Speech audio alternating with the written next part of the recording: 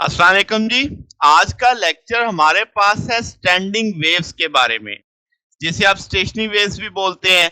तो हम इसमें स्टैंडिंग वेव्स को स्टडी करेंगे, इनका मैथमेटिकल एनालिसिस देखेंगे, फिर एम्पलीट्यूड का फार्मूला देखेंगे और फिर एनर्जी ऑफ स्टैंडिंग वेव्स को स्टडी करेंगे।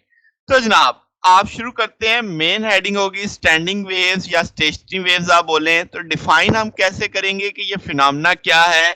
आप कहेंगे जब दो आइडेंटिकल वेव्स जिनकी फ्रीक्वेंसी सेम है और वो अपोजिट डायरेक्शन में जा रही हैं, तो वो जब सुपरपोजिशन का फिनोमेना करेंगी तो एक स्पेशल टाइप ऑफ वेव्स बनेंगी जो कहलाएंगी स्टेशनरी या स्टैंडिंग वेव्स। क्या मतलब, अब सादा सादा बात करें, दो वेव्स हैं जिनकी फ्रीक्वेंसी क्या है, सेम, और वो मुखालिफ जा रही हैं, वो सुपरपोजिशन करती हैं। तो उनकी सुपरपोजिशन करने से जो एक फिनोमेना अकर करेगा, वो फिनोमेना क्या कहलाएगा, स्टेशनरी वेव्स या स्टैंडिंग वेव्स। ठीक है। अब आपके पास एक शर्त और भी है कि ये एक स्ट्रेट लाइन पे चल रही हो, यानी आपके पास सेम स्ट्रेट लाइन पे चल रही हो, परपेंडिकुलर या डायगोनल वगैरह वाला मामला नहीं है। ठीक है। तो अब आपके पास ये जो स्टेशनरी वेव्स हैं, ये हकीकत में स्टेशनर वाला कंसेप्ट नहीं है, ये हमें ऐसे लगता है, अपीयर टू बी सो। समझ आ गई बात? तो आपके पास ये जो पैटर्न बनेगा वो आपके पास स्टेशनरी क्या होगा एक तरह से। तो इन वेव्स को हम स्टैंडिंग वेव्स भी कहते हैं, क्योंकि आपके पास इसमें आपको रस्सी में कोई चीज मूव करती हुई दिखाई नहीं दे रही होती। ठीक है। तो आप क्या कहेंगे कि कोई भी पार्टिकल आपको विजिबली मूव करता हुआ वहां पे दिखाई नहीं दे रहा होगा, तो इस लिहाज से इसे स्टैंडिंग वेव्स का नाम भी दिया जाता है। अब जरा डिटेल में इस फिक को समझने वाली बात है। आपको दो आइडेंटिकल वेव्स दिखाई दे रही हैं, एक राइट पे जा रही है, एक लेफ्ट पे जा रही है। आप देखो, तो यहाँ पे आपको चार समझ लो, इसके पॉइंट समझ लो, एक किनारा, एक दिस वन, दिस, और ये आपके पास। तो यहाँ पे जीरो डिस्प्लेसमेंट है, ये जीरो डिस्प्लेसमेंट है तो जीरो आ रहा है। क्या क्रस्ट क्रस्ट पे फॉल कर रही है तो एम्पलीट्यूड देखो बढ़ रहा है। फिर इस लाइन पे देखो, जीरो डिस्प्लेसमेंट तो जीरो आ रहा है। फिर ट्रफ ट्रफ से मीट कर रही है तो वो नीचे जा रहा है। क्या यहाँ पे भी जीरो डिस्प्लेसमेंट तो रिजल्टेंट जीरो आ रहा है। ये डॉट्स वाली लाइनों को जरा समझना आपने। फिर जरा देखो, अब दोनों वेव, जाहिर सी बात है, आप जब स्नैपशॉट देख रहे हैं तो कुछ देर के बाद ये मूव ऑन करेंगी। तो ये हिस्सा आपका आगे चला जाएगा, इतना हिस्सा स्क्रीन से बाहर चला गया, इसका इतना हिस्सा स्क्रीन से बाहर चला गया, तो जाहिर है पीछे से ऐड भी होंगी वेव। तो अब अगला जो आपने जब T/4 टाइम पे स्नैपशॉट देखा, तो अब ये सिचुएशन क्रिएट हो चुकी है। तो क्या क्रस्ट ट्रफ से मीट कर रही है, जीरो डिस्प्लेसमेंट, क्रस्ट ट्रफ से मीट कर रही है, जीरो डिस्प्लेसमेंट, क्रस्ट ट्रफ से मीट कर रही है, जीरो डिस्प्लेसमेंट, क्रस्ट ट्रफ से मीट कर रही है, जीरो डिस्प्लेसमेंट। तो T/2 के बाद जाहिर सी बात है वेव मूव कर रही है, तो इतना पोर्शन फर्दर आगे चला जाएगा, इसका भी आगे पोर्शन आगे चला जाएगा। तो अब आप जब इसको चेक करोगे तो जीरो यहाँ पे डिस्प्लेसमेंट है किनारे पे, तो ये जीरो आ रहा है। फिर यहाँ पे भी आपको जीरो डिस्प्लेसमेंट मिल रहा है, मगर इसके बीच में क्रस्ट क्रस्ट से क्या कर रही है, मीट, तो एम्पलीट्यूड बढ़ रहा है। फिर आप देखो, तो इसी पैटर्न पे ट्रफ ट्रफ से मीट कर रही है तो आपका एम्पलीट्यूड बढ़ रहा है, यहाँ पे क्रस्ट क्रस्ट से मीट कर रही है तो एम्पलीट्यूड बढ़ रहा है। तो आप जरा ये डॉट वाले पॉइंट्स को स्टडी करो थारोली एक दफा, तो आपको लगेगा कि ये पॉइंट्स तो कभी भी मूव नहीं कर रहे। तो वो पॉइंट्स जिनका रिजल्टेंट आपके डिस्प्लेसमेंट जीरो आ रहा है, यानी कि वो आपकी एक तरह से लग रहा है मूव ही नहीं कर रहे, हमेशा एक ही पोजीशन पे रह रहे हैं, आप कहोगे कि इनका एम्पलीट्यूड जीरो है, यानी इनका डिस्प्लेसमेंट जीरो है। तो ऐसे पॉइंट्स को हम क्या नाम देने वाले हैं, नोड का नाम देने वाले हैं। यानी ये कभी वाइब्रेट ही नहीं करते, ये हमेशा हमेशा किस पोजीशन पे रहते हैं, ये आपको हमेशा मीन पोजीशन पे दिख रहे हैं।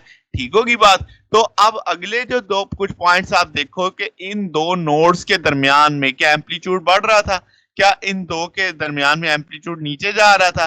फिर आपने देखा वो एम्पलीट्यूड जीरो भी हुआ, फिर अगले सीन में देखा कि एम्पलीट्यूड फिर चेंज हो रहा है, मगर पहले अपवर्ड था तो अब किधर है, डाउनवर्ड है। तो इसका मतलब एम्पलीट्यूड, वो जगह, वो पॉइंट जहां पे एम्पलीट्यूड आपका मैक्सिमम होता है, तो वो आपको क्या बोलना है, उसे एंटी नोड बोलना है।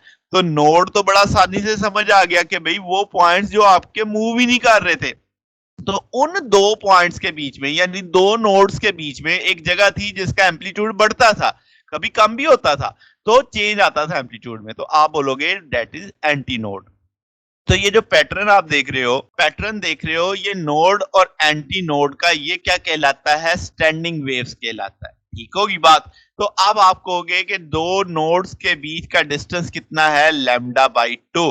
ठीक है, आप जरा गौर करो यहां से कि आपको एक वेव दिख रही है, क्या इस वेव्स का यहां से यहां तक का फासला लैम्डा बाई टू नहीं मानोगे? यहां से यहां तक का लैम्डा बाई टू तो टोटल लैम्डा हो जाएगा।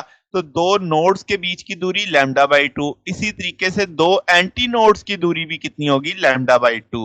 ठीक है, और आपके पास नोड और एंटी नोड के बीच की दूरी that is lambda by four मानी जाएगी। ओके हो गया। तो अब आपके पास जरा इसका मैथमेटिकल समझते हैं इस चीज को। हम केन ने क्या माना, दो आइडेंटिकल वेव्स थी, अपोजिट डायरेक्शन में जा रही थी, तो एक पॉजिटिव एक्स एक्सिस पे ले लो, एक नेगेटिव एक्स एक्सिस पे ले लो। जो पॉजिटिव एक्स एक्सिस पे जा रही है वो के एक्स माइनस ओमेगा टी मानोगे, जो नेगेटिव एक्स एक्सिस पे जा रही है k x plus omega T होगी। तो अब आपके पास दोनों, जाहिर सी बात है, आपने कहा कि पोजीशन और टाइम का फंक्शन चल रहा है। आप प्रिंसिपल ऑफ सुपरपोजिशन के तहत इनको ऐड कर दोगे तो y1 प्लस y2 होता है, दोनों के आपको इक्वेशंस पता है वो भी ऐड हो गई।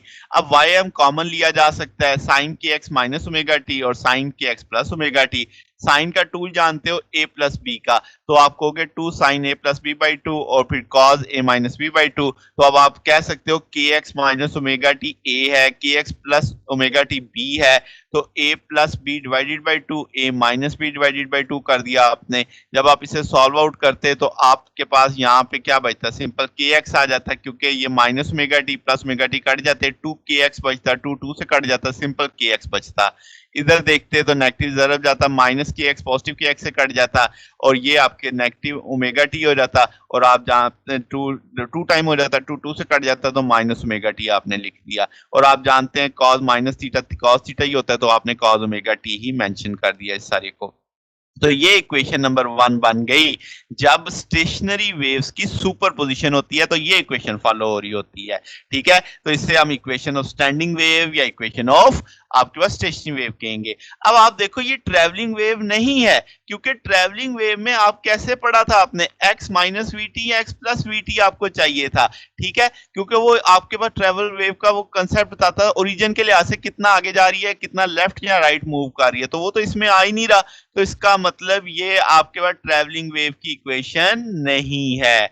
अब अगर आप कहोगे एम्पलीट्यूड बताओ भाई इनका, तो आप कहोगे किसी भी पर्टिकुलर लोकेशन के ऊपर, अब आप कहेंगे कि सिंपल हार्मोनिक मोशन है, तो आपके पास तमाम पार्टिकल सेम वाइब्रेशन के साथ क्या कर रहे हैं, मूव कर रहे हैं। मगर जब हम ट्रैवलिंग वेव देखते हैं तो आप कहते हो कि भाई तमाम पार्टिकल सेम एम्पलीट्यूड के साथ वाइब्रेट कर रहे हैं। यहां पे ऐसा नहीं हो रहा।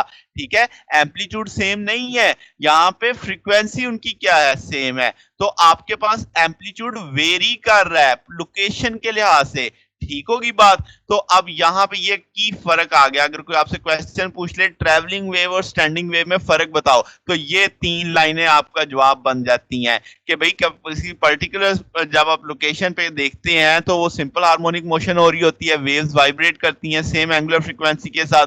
तो जबकि ट्रैवलिंग वेव में आपकी जो स्ट्रिंग होती है उसका एम्पलीट्यूड सेम चलता है, जबकि स्टैंडिंग वेव में ऐसा नहीं है, तमाम पार्टिकल सेम वाइब्रेशन पे नहीं जाते। ठीक होगी बात। तो अब आपके पास एम्पलीट्यूड कितना है जी, आप यहां से देख सकते हैं 2ym sin kx। ठीक है, तो अब आप कहेंगे कि भी इसका एम्पलीट्यूड अगर मैक्सिमम लेना है तो इसका मतलब साइन के एक्स को 1 के बराबर आना चाहिए, तो 2ym इसका मैक्सिमम माना जाएगा। ठीक है, तो अब साइन के एक्स 1 कब आ सकता है, तो आप बोलोगे साइन इनवर्स 1 क्या ले लेंगे, तो वो पाई बाई टू पे, 3 पाई बाई टू पे, 5 बाई टू पे होगा। तो आप लिख दोगे के एक्स बराबर है किस चीज के, चूंकि ऑड आ रहा है ना, n plus one by two into pi लिख दिया। n की वैल्यू 0 रखो तो पाई बाई टू आ जाएगा, n की वैल्यू 1 रखो तो 3 पाई बाई टू आ जाएगा, n की वैल्यू 2 रखो तो 5 पाई बाई टू आ जाएगा। बात समझ आ गई है। तो अब k आप जानते हैं वेव नंबर तो 2 पाई बाई लैम्डा होता है, k की वैल्यू प्लेस करोगे आप देखोगे पाई पाई से कट जाएगा। सिंपल x मुझे डिस्प्लेसमेंट चाहिए तो n plus one by two into lambda by two आ जाएगा। तो आपके पास ये डिस्प्लेसमेंट आ गया, जहां पे एम्पलीट्यूड आपको क्या मिलता है, मैक्सिमम मिलता है। ये हम एक रेफरेंस पॉइंट से देख रहे हैं। फिर आपके पास क्या है जनाब, amplitude of standing waves minimum अगर आपने देखना है तो आपने कहना है कि भाई साइन की एक्स की वैल्यू 0 आ जाए। साइन की वैल्यू 0 कब आ सकती है? पाई पे, 2 पाई पे, 3 पाई पे। तो आप इसे n पाई के तौर पे ले सकते हैं। n की वैल्यू 0 1 2 3 लेके चलोगे तो आप कहोगे कि x बराबर है n पाई के, तो यहां से k वेव नंबर वाली वैल्यू लगाओगे तो x बराबर आ जाएगा n लैम्डा बाई 2। n की वैल्यू 0 रखो, जवाब 0, 1 रखो तो लैम्डा बाई 2, 2 रखो तो लैम्डा। तो इसका मतलब आपके पास ये पॉइंट्स जो होंगे नोड्स होंगे और ये आपके पास हाफ वेवलेंथ के अपार्ट होंगे। फिर जनाब अब आप क्या कहोगे कि सेपरेशन बिटवीन नोड और एंटी नोड कितनी आ जाएगी? आपके पास 1/4 के बराबर आ जाएगी। अब जरा एनर्जी को समझते हैं कि एनर्जी ट्रांसपोर्ट नहीं होती रस्सी में, अगर आप लेफ्ट यानी राइट की तरफ देखें या लेफ्ट की तरफ देखें, क्योंकि नोड आपके नोड्स वाले वो पॉइंट्स हैं जो कभी मूव ही नहीं करते। जब पॉइंट मूव ही नहीं करेगा तो वो एनर्जी को ट्रांसफर कैसे करेगा? वो परमानेंटली जीरो पे है। इसका मतलब दो नोड्स के बीच में एनर्जी बाउंड हो जाती है, स्टैंड कर जाती है। इसका मतलब अब आपकी एनर्जी दो नोड से बाहर नहीं निकल सकती, इसीलिए हम इसे स्टैंडिंग वेव कहते हैं। तो उन दो पॉइंट्स के अंदर वो बिहेव करती है कैसे? काइनेटिक एनर्जी और पोटेंशियल एनर्जी। कैसे? जब आप नोड्स के बीच में देखते हैं तो आपको मैक्सिमम डिस्प्लेसमेंट दिखाई देता है, तो इसका मतलब उस वक्त आप मीन पोजीशन से दूर चले गए हैं, तो आपके पास सिंपल हार्मोनिक मोशन के लिहाज से देखो तो वो पोटेंशियल एनर्जी आ चुकी है। ठीक है, स्ट्रेच स्ट्रिंग हो गया ना, रस्सी में खिंचाव आ गया क्योंकि आप मैक्सिमम डिस्प्लेसमेंट पे हैं, तो उस वक्त पोटेंशियल एनर्जी होगी। और वही रस्सी जब वापस मीन पोजीशन से गुजरेगी, इक्विलिब्रियम पे आ जाएगी, तो हम कहेंगे उसके अंदर सारी कौन सी एनर्जी है? पोटेंशियल एनर्जी आ जाएगी। तो इस तरीके से एनर्जी काइनेटिक से पोटेंशियल में टॉगल शिफ्ट करती रहेगी और बिल आखिर डेसिपेशन की वजह से वो खत्म हो जाएगी। तो ये कंसेप्ट है एनर्जी ऑफ स्टैंडिंग वेव्स का। तो नोड्स बुनियाद बनी कि नोड्स वो पॉइंट्स थे जो मूव ही नहीं करते थे, एनर्जी उन दो नोड्स के बीच में स्टैंड कर गई।